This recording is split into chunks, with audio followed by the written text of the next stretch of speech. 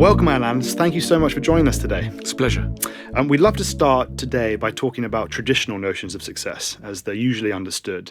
So how would you define the traditional notion of success in today's society? Well, you're using traditional and, now. Yes. Which tells us immediately that notions of success have shifted throughout history. I mean, if you were in 16th century England, a successful person had absolutely nothing to do with commerce. If you had to dip your hand in the tainted vat of commerce, you were immediately thought to be a failure. What mattered as a member of the landed aristocracy is you needed to show valor in battle. You also needed to be Christian and very devoted to God through all sorts of good works, etc. But if you were an Inuit, success meant success in hunting. And the tracking of animals and all that. So it keeps shifting. And I think that's a very important notion because it lets air into the discussion. Because very often we're up against our own society's definition of success, which I should add, no society has ever been in total agreement. I mean, let's wheel back to the 16th century in England. There would have been priests in the kingdom who would have thought that the knightly vision, the military vision of success was blasphemy, went against, the sacred principles of Christ, who, marched in peace through the world, and that actually this was a deeply unchristian notion. So there were, every society has jostlings around its concept of success. We can talk of a dominant notion, that every society probably has a dominant notion, but let's not forget that it's a democracy of ideas bubbling away there. Lots of interest groups pushing their notion. So it's very important to sort of start to realise this because you start to unpick it. It creates a bit of oxygen in the discussion. It's like, well, okay, so I've grown up in this environment. What am I picking up as the dominant notions of success? Where have they come from? Do I agree with them? Are there others around? But I suppose really the emphasis is on the notion of an option, that you don't have to swallow it uncritically. How would you typify the dominant modern Western notion of success? Well, I think we have to say that it was a mercantile one, that it's essentially to do with success in commerce, that is the dominant notion, that you will, in some ways, realize value. Financial value. By seizing opportunities. The entrepreneur probably occupies the role that, the knight used to occupy in a military society. It's an emblematic figure. As I say, there are others, but that is probably the dominant one. And if you're a Marxist, which we can all be over this issue, I think Karl Marx made an enormous contribution to intellectual theory in this very basic notion that, as he put it, the leading ideas of every age are the outcome of material forces. In other words, the richest, most powerful people in society don't just control material resources, as people had always understood. More interestingly, they also control the mental landscape. They are the merchants of ideas rather than just of goods. And so, it's good to flip it that way around. Yes. Is that what we think we see happening today in the US and, I guess, modern politics more generally, a battle of ideas around what is a notion of success? Yes, although, I think that the debate is fairly settled in that there are lots of competing notions of how value is to be created and how capital is to be accumulated and distributed. But these are sideshows to the central point of agreement, which unites left and right, which is that capital is what matters. There may be disputes about how you get there, but there's absolute agreement that that's the notion of the destination. If we think about some of the people who come on this show, they're traditionally successful. They've built very large technology companies that have really shaped culture. They're legends of sport. They're political leaders who somehow forged society in their own way of thinking. What are some of the traits that you think are shared amongst those type of very successful people? Well, I mean, you've gathered together quite a disparate group of people. Do you mean psychological traits? Psychological drivers of their success, people who've built big companies, or basically people who got right to the top of their game, whether it's in business or sport or entrepreneurship or politics, who might not be, as we'll come on to talk about later, necessarily that happy, but certainly have ticked the boxes of success in a traditional sense. I mean, I think the starting point is the notion that human beings shape their environment, and that the environment is there to be shaped by individual agency. So I imagine that all these people have woken up and thought humans created this world. It wasn't gods. There wasn't anything set in stone about how things should be. Why don't we do something a bit differently? It's not just lords and ladies, our betters, our superiors who govern things. There might have been people who at school thought, it's just the teachers making up the rules, but it's a human rule-created world. So one could say that these people are not reifying or applying a supernatural veneer onto the current state of things. They think people are doing things now for fairly arbitrary reasons, and we might be able to change them. They're shopping here, but why don't they shop somewhere else, etc. So that's a fundamentally kind of creative mindset. I don't mean artistically creative. I mean sort of ideologically creative. And I think that's the first trait. I imagine also a trait of confidence, by which one really means that they would be prepared to see quite a lot of opposition as nothing especially to panic about. That the idea that they might not carry everyone with them wouldn't frighten them. They would be quite prepared to think of themselves as having enemies and skeptics and doubters and still be quite legitimately in the right. And that, again, takes a certain kind of mindset. In a way, it's a sort of anti-democratic mindset. Again, I'm talking psychologically, not politically. In other words, that they don't mind if 20 people disagree with them. They think it's quite possible 3,000 people could disagree with them and still think, well, I could be right about this. So, one can speculate about the origins of this contrary mindset, but it's a very powerful tool.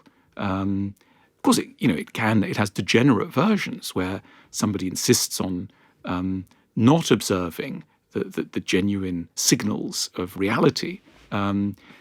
And often this is what happens. You can observe this in sometimes the later careers of people who've been successful in certain ways, that they're so used to not listening to certain signals, and particularly the more successful they get, then it starts to seem almost a sign that they are right, that everybody's telling them they're wrong. And of course, it's not a logical inference, but it can become a very tempting one if you've had a streak of good fortune. You talked there about origins. Cameron and I, when we're doing due diligence on entrepreneurs, we dig into childhood a lot. And what we consistently see is trauma can be a real driver of extraordinary entrepreneurship. And then another one, which is not necessarily consistent at all, but is occasional, is entrepreneurs who as children have seen a parent do something extraordinary, where perhaps they themselves really broke through to become very successful in some way themselves. Maybe they were an incredible athlete. Maybe they were right at the top of commerce themselves. And so the child has just seen what's possible. If we talk about childhood, what happens in childhood, do you think, to create these type of ultra successful people? Well, firstly, I think it's very wise to look at childhood, because, where else can one look to explain the enormous differences between human beings in terms of their, it's not their raw intellectual ability, because actually that clusters fairly predictably, around a mean, but the enormous disparities in results, really, and we have to look beyond, let's say, the raw material of somebody. So then the question is, well, what is it about a childhood? If we had to program a robot to, to work out what a successful childhood was, what probably coming soon. Yes, exactly. You mentioned the word trauma. that's on a good zone, but it's a vague word and it captures all sorts of things. So if we try and be a bit more specific, what might we mean by that? I think that humans respond to incentives, and one of the incentives to which people respond is being doubted, being unloved in one's raw state. That if somebody is not believed, if somebody's not admired, that tends to kick off enormous attempts to win favour. Human beings are born into the world very helplessly, and they know, we're all programmed to know that unless we secure the love of those around us, we'll be in great danger. Now, some of us are born into a world where just being is enough. Our very existence seems to satisfy our caregivers beyond measure. They're just delighted that we've come on board, and others are seriously unimpressed for a long time. They don't like the fact that we're small, have nothing particular to say for ourselves. We may have large, cute eyes, but this doesn't interest our caregivers one bit. They're busy, they're distracted, they're depressed, they're alcoholic, they're dead. They could be dead. And I mean, being dead is a way of being very, very unimpressed. That's how the child reads it. Like, well, my parent didn't stick around, they died. Why? Well, I wasn't worth sticking around for. So all of these kinds of disbelief, neglect, create enormously powerful attempts to secure the affection of these doubters. And the greater the doubt, the greater the effort to show this parent. Now, we have to distinguish because two things can happen.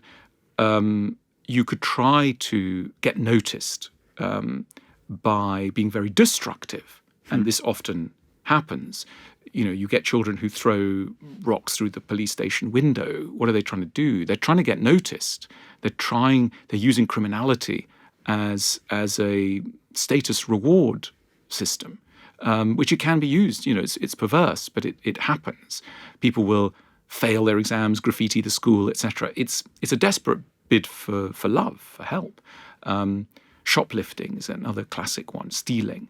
If you feel that you've been robbed of love, robbed of care, robbed of attention, you'll want to injure the world which has done this to you, and you'll want to be very destructive. So that's one thing. And actually, interestingly, perhaps some of the people who've come on your show, they might have shown criminal behaviour at certain points in their upbringing, even in small ways, but tends to be a connection. You might be shoplifting at 8, but by 12 excelling at sport. But it's the same person. We just had Sophia Amoruso on the show very recently, who was talking about shoplifting just before her entrepreneurial career kicked off. Well, so sort of tie the loop, potentially some sense of abandonment in childhood or sort of lack of love can lead to very generative drives to try and, get your parents, I guess, in the Freudian way, to say, look at me, look what I've done. Or the flip side can be very destructive and lead to more destructive tendencies. But of course, there's a horrible paradox built in here that if you need to fight for something that should have been your birthright,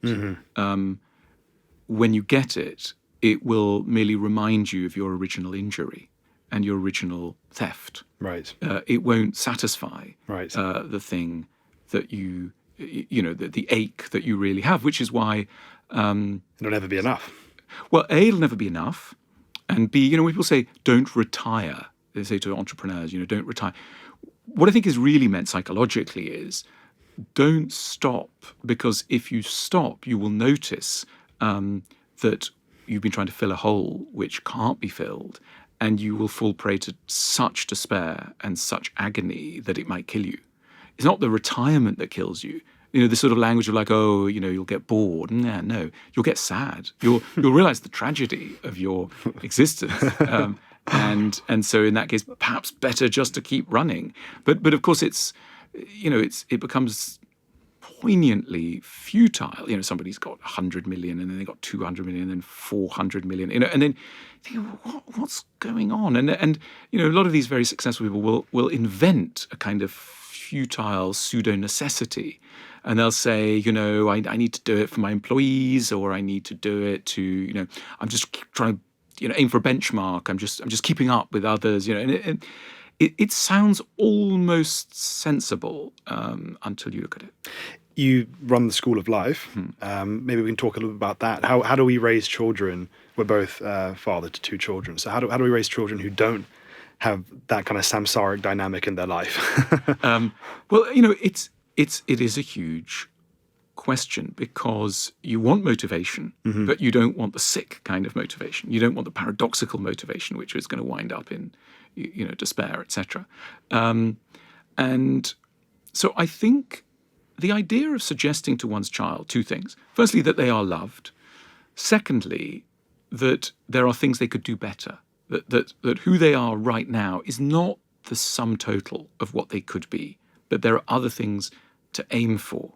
The question then is, what are these things that one can aim for? And I think this is where a parental sense of the meaning of life is quite important. I mean, if you have a sense of what a meaningful life is, and perhaps we can discuss that, that's something you can have around the kitchen table. What is it to lead a good life? Yeah. Well, let's do that. Let's do that. Yeah. I once interviewed 80 CEOs for a book I wrote, and I would say 78 of them, to me, seemed pretty unhappy. They were universally content, I think, that they were living up to their potential. They were pretty rich. They were, masters of their universe or mistresses of their universe, but they basically were not very happy, I felt. You've talked a lot over your career about what happiness is, what success is. We've just talked about a whole set of people who are, in some people's eyes, very successful. They've built big companies or been top politicians, whatever it might be. Tell us about your current thinking on what success looks like. I think that all of us probably have a sense of what we're capable of before we've been capable of it, as it were. Before we've shown capacity in the world, we have a sense of latent potential. So, I might say to you, being a painter, what do you think? And you'll just go, well, I admire painters. Painters are great, but it's I don't feel, I don't know. It's not me, which is interesting, because you might come to that view without having done much painting, but you just sense that's not where your capacities lie. But if I said to you, I don't know, financial engineering, you think, oh, yeah, it's kind of like, yeah. I sometimes think of it as a metal detector passing over the ground, and there's, moments at which a beep is let off, and you think, yeah, there's something here. There's something, and I think all of us, as we're sort of starting our careers, feel that in different areas something is beeping, and the question is, rather like archaeology, and it has sort of analogies with archaeology. You need to start digging and go, okay, well, something was beeping, but that doesn't mean I know what it is yet. So I got to get on my knees and start digging. And if you're lucky, but also assiduous and really thoughtful, you will start to pick up a little bit of pottery or a broken bit of silverware or whatever it is, and start to assemble from vague intuitions what it is that satisfies that kind of potential. And I think people come very unstuck here by not giving themselves enough time, by not doing the psychological work. The amount of people I meet who say things like, I just want to be creative. And I go, all right, well, what tell me more. And they go, I just don't know. Maybe I should work in magazines. And you think, okay, goodness me, they've really rushed here. It's just like, what was it that excited them? What was, And then, of course, the better you know what it is that excites you and interests you, the more options you have, because you've got a much more sort of granular take on the origins of your interest. And it might turn out that what you thought was exciting you in magazines, which is kind of a dying area, exists even more powerfully in, software generation, which is much more lucrative area, or whatever it is. So keeping going is at the exploration of your sort of true desires is, I think, a really important part of a well-realized life. And I think, we also have to hit on the kind of authentic, inauthentic distinction. Are you being pulled by external forces or internal forces? We know this, socially. Someone, you arrive at a party, someone tells you a joke. What do? You might end up laughing, and then you ask yourself, was that funny? no, it wasn't very funny, but you've laughed anyway. So, we humans are always pointing two different directions, outwards, inwards. And some of our reactions owe more to a desire to curry favor with the outward audience, some of them with the inward audience. And I think, a well-rounded life has paid quite a lot of attention to the inward audience, only because that's the audience that we face at 3 a.m. That's the audience we have to be accountable for ultimately. I was going to say that sounds quite inward looking. It sounds like a modern version of know thyself, or But how do you sort of and that's been my journey, has been sort of very much listening to that inner voice. But how do you prevent that from being somewhat solipsistic and just sort of Sure, it has to be a navel-gazing? negotiation with reality. Otherwise, you're on the route to what we would sort of blithely call madness. In other words, where your kind of inner anchor is disconnected from anything external. So yes, you have to check in with the outside, and I think a really successful, happy life is one where something very deep and personal from within meets the needs of the world in a way that is observable, materially satisfactory. We can think more about what material success means and what it, that's a whole big topic. But anyway, some kind of meeting point between the inner and the outer world. Some sense that, another very important part of a successful life is, I think, a sense that you're serving other people. Which sounds kind of weird because we tend to think of ourselves as self-maximizing creatures, but actually an enormous part of satisfaction comes from being able to intervene in others' lives in order to essentially either assuage a pain or increase a pleasure in another person. I think this is a bedrock of satisfaction. You see it in children. I don't know if your kids are that age, but have outgrown it. When kids will want to feed their parents, they'll get a tray and they'll put bits of plastic food if they've got that, or they'll draw a fried egg or something, and they'll play waiter, and they want to go and serve those who've served them. And I think we see in a primitive form a really important impulse. I remember once reading a bit of research saying that the sort of two fantasies that people who want to start businesses is to have a cake shop and a B&B. Now, both of those terrible businesses, really unsatisfactory in lots of ways. But it tells us something very, in its raw form, we've probably all had some thought in that area of a service business, maybe involving food, because that's so basic. And it's so, I don't mean basic in a pejorative sense. I mean, it's so fundamental. Tommy's dream is to run an ice cream shop in Notting Hill. I really think often when I try to dream about what is an alternative life where you just would be very happy, I think running an ice cream shop. You're just doling out joy to people left, right, and centre. And I think the other really essential part of that fantasy is about time. I think that a lot of what makes modern work really, really frustrating and unsatisfactory is its scale, both in terms of numbers of people involved and time scales involved. I sometimes think of it in relation to football. The reason why people love football games is 90 minutes, and it's a team. You've got one ball, and you kind of know the objectives, and it's kind of easy to follow. It's got a plot. A football game's got a plot, and it's just on a very handy timescale. Imagine a football game that took place in 22 countries. It went on for 7 years. There were maybe 1,000 balls at any time. There were 8,000 players. You kind of lose interest. You just think, what are we even doing? And and maybe you were just looking at one tiny part of the pitch, and you couldn't even see the whole thing. It lacks kind of what you might call sort of artistic coherence. And I think a lot of modern work, non-craft-based work, is like that. Because it involves very complicated chains of individuals and decisions and geographies and office structures. And so I'm not surprised that, the fantasy of the ice cream, because the great thing about serving an ice cream is, a customer comes in, they say, I'd like an ice cream. You see their need, you see their face, you see their need, and then you go, I'm going to be able to help you. You take the scoop, you give them that thing, and the whole transaction, in about 3 minutes, you've gone from need to satisfaction.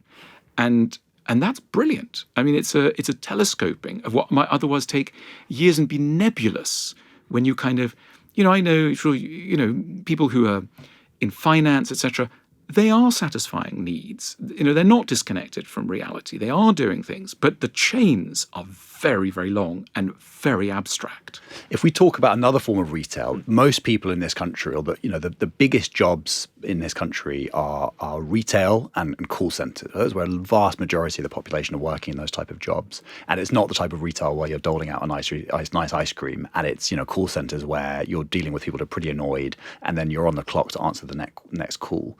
These are not, I would suggest, intrinsically joyful occupations. Let's think about the call center, because again, the idea of taking an unhappy person and making them happy should be and could be very joyful.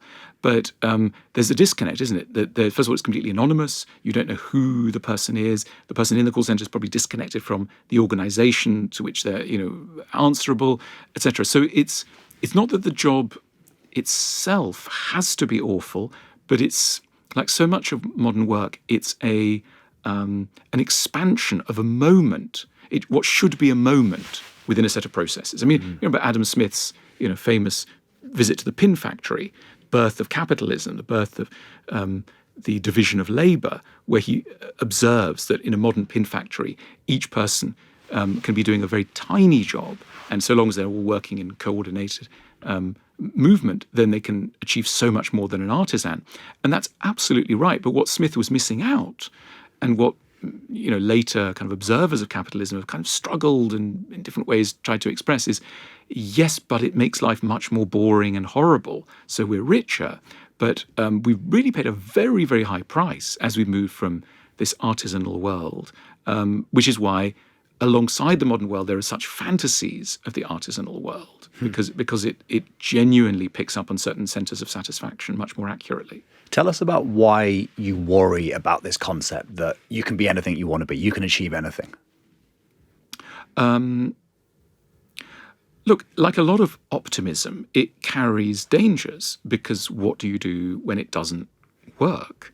And statistically, that won't work very well. I mean, in an analogy with relationships, if you tell people everybody by birthright will enjoy, happy, mutually satisfying, supportive relationship with someone who's, both attractive and kind, that's not a very generous thing to tell people.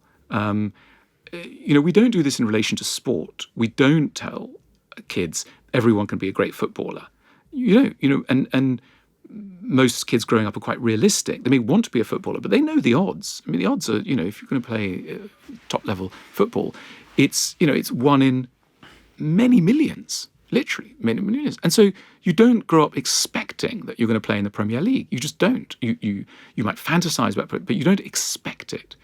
Whereas there are expectations that are formed around versions of self-realization that just defy all statistical odds, and they leave us incredibly vulnerable to punitive explanations of why we haven't reached our goals. And one of the, remember how Émile Durkheim, the French sociologist, makes this famous observation that what separates traditional from modern societies, one of the things, is the suicide rate.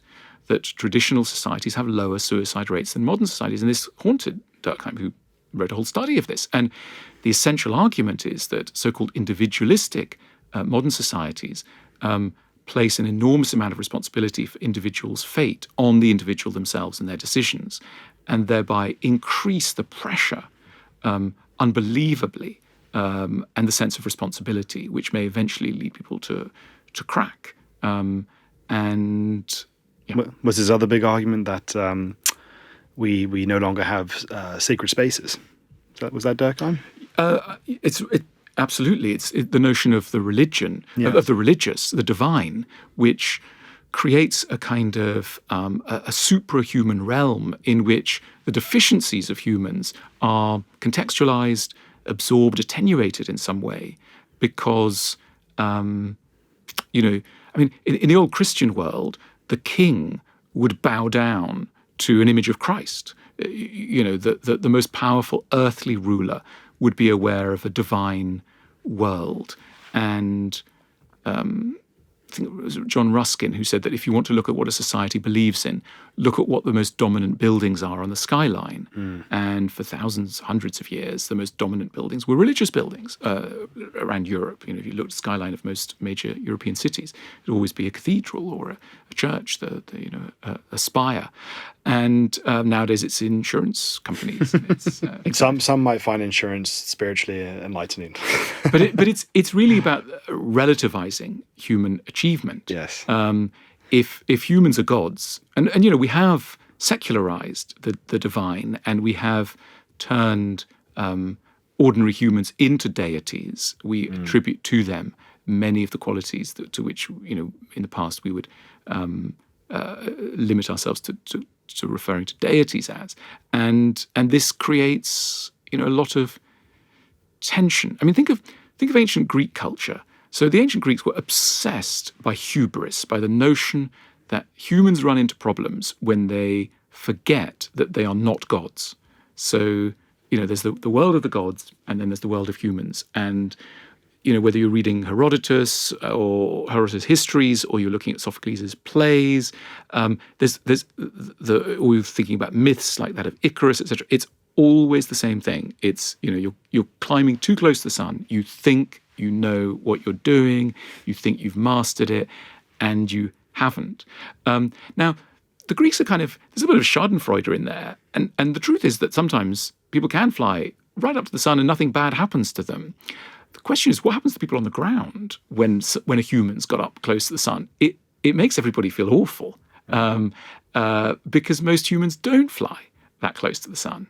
And so we've, that simple decision, do you believe or don't you believe, which we nowadays answer through science. And we say, well, I'm not going to believe in God because, I don't know, you can't pick up God's existence through any machine. We're answering this question far too literally. We're failing to see that religion provided a kind of psychological therapy. And that was really its justification, not its truth value. When I've tried to distill what I should be focusing on in my life at work and what the goal should be, for me, I've kind of distilled it down to just fulfilling my potential. Do you think that striving as hard as possible to fulfill your potential is basically in conflict with being happy? I mean, it doesn't have to be. I guess a lot depends on, what you feel your potential is. I mean,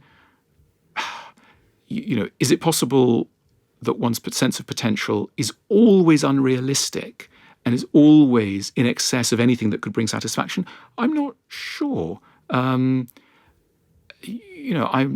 now reaching an age where I observe some friends of mine, and indeed myself, who we think we've kind of done a lot of what we wanted to do and what we thought of as essential. Now, if we hadn't done those things, we might be disappointed and angry. But having done those things, do we want to do everything else? Maybe not. I'm sensing that there can be a moment where you think, I don't need to keep proving myself to myself or to others. I definitely did. That was part of the story, but it doesn't necessarily need to be infinite, which I think is quite a happy tale. I mean, that's how we would like it to be. Is that true for everyone? I mean, I think we're aware of people that we think they should have done it. I mean, I'm thinking of certain musicians. You think, okay, they should have done it by now. They don't need to release that other album. It's probably going to be a bit of a disaster. And indeed it is. Just you've done it. We got it. We don't need to keep doing it. But then people are often bored, because life goes on. And the other great challenge in life is how to keep having an interesting time. And one of the things about fighting for survival, psychological and material, is that it's wonderful at filling the hours. What other psychological interventions have you made on yourself to eat your own medicine that you dole out to make yourself happier? And what's worked well for you? I mean, I'm always my first patient. I am not an academic. I'm not a guru who wants to help others. I'm very self-focused. I'm only trying to help little old me. And then if other people have any, interesting times, anything I might say, good. But I didn't start with them, and I don't claim to know what they need. And I just do that out of genuine humility. I can't. It's much better if I stick with me. But so in answer to your question, all the medicine of mine, I take, and it's meant for me. That said, if you know my stuff, it's extremely modest about the capacity to be anything other than quite crazy. I mean, I'm very mad most of the time. I'm the opposite of somebody who's worked everything out or, is totally balanced or sane. But I think that's okay. I mean, I wouldn't want anyone to go, well, what do you think you're doing, telling anyone else how to live? I go, no, I'm not telling anyone how to live. I'm simply providing sort of diary entries around what it's like to live for me. And a lot of so I do the writing for the School of Life, and a lot of what we pump out into the world through our media channels, etc., are fairly downbeat messages. We tell people things like, happy love, you'll be lucky. Happiness in general, for an afternoon, maybe, if you're really lucky. They're quite downbeat, but they're not meant to depress. They're meant to cheer. They're meant to laugh. You smiled. I think all of us are carrying a lot more grief, disappointment, confusion than we normally let on. And if someone creates a space in which that can be safely discharged, then we feel more acceptable to ourselves, and it's the springboard often to community and friendship, really. What was the reason you started the School of Life? I guess putting the lens back on yourself and your own notions of success. Why did you do that? So interesting. So, a lot of my career I was just a writer. I wrote books. I saw the individual writer. I didn't really revere the individual writer. It's quite interesting. A lot of writers are like, I'm a writer and I don't want to do anything else, and I hate collective action. I don't like anything to do with business, etc. I came from a very mercantile family, and I've always been interested in how business is essentially an aggregator of effort and a tool of leverage for things that are important in the world. And all those things that businesses do, they cohere around certain ideas. They create an entity that survives in time. The notion of brand is really it's a version of personal identity, but around a collective. And all these things just deepen and render more consequential effort that one might be making. And I remember a turning point for me was reading about the philosophical schools that many philosophers started in ancient Athens. There's a French academic called Pierre Hadot who wrote a book on studying the business side of philosophers of ancient Greece and Rome, who the Stoics, the Epicureans, the Skeptics. They had shops, essentially. They had shops. They set themselves up in business, and they got pupils and come and study. And it was a marketplace of ideas. And I thought that was extremely charming. And it led directly to thinking about the School of Life. And when we opened, we had a shop in Marchmont Street in Bloomsbury, and we deliberately ate the language of commerce in a playful way to discuss the idea of selling a concept, an idea, rather than a loaf of bread. You have this phenomenal capacity to create these very pithy lines which really make people think. So one of my favourites of yours is that the greatest challenge of a modern relationship is to be more interesting than your partner's phone. Yeah. Which made me laugh and then made me really think.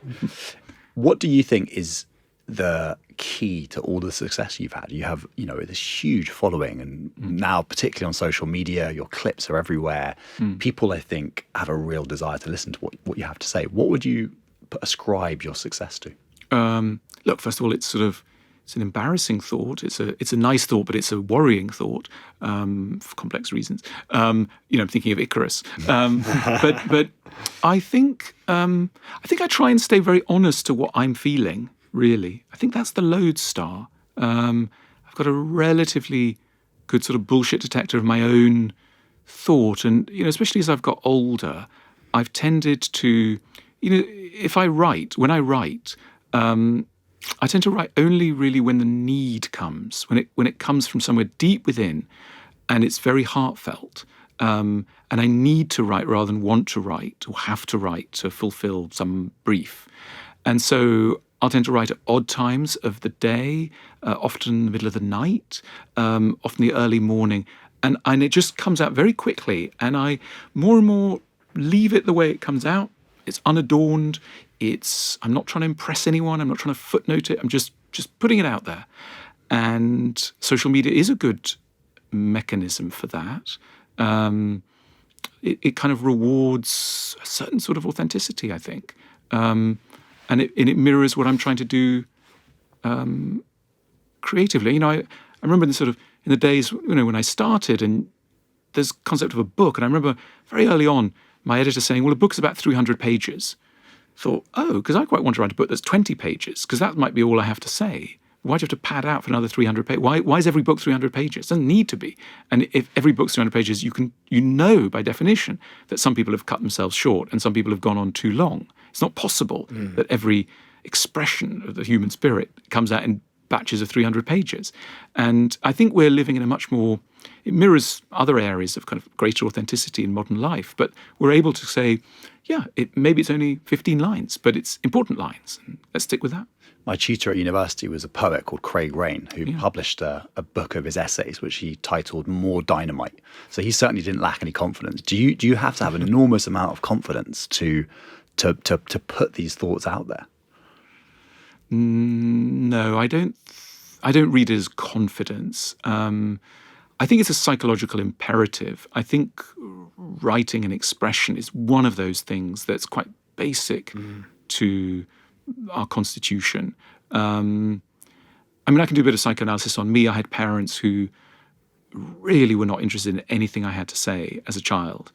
And I think that my need for expression kind of went inwards and then came out through some other strange thing. And so, and I didn't speak to those around me as a child very much at all. So I think something got increased and then driven underground and then sort of came out in an odd way. So, you know, and I think in many writers' histories, there's something a little bit bizarre like that. So I don't think it's to do with confidence.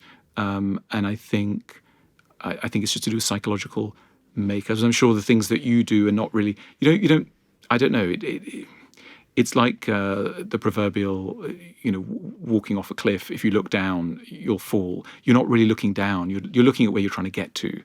Yep. You're an incisive observer of humanity and its sort of foibles and all its brilliance. Do you think that we are at a moment of inflection where the sort of commercial entrepreneur will no longer be the dominant sort of archetype of success, or we've got another 100 years of this? So interesting. I mean, look, if you think of what the entrepreneur does, is that they notice things that are missing, and they fill in the gap. And you know, whenever people say capitalism's run its course, entrepreneurialism's run its course, I always say, well, think of an average day and all the things that are missing from your life, not things you've got.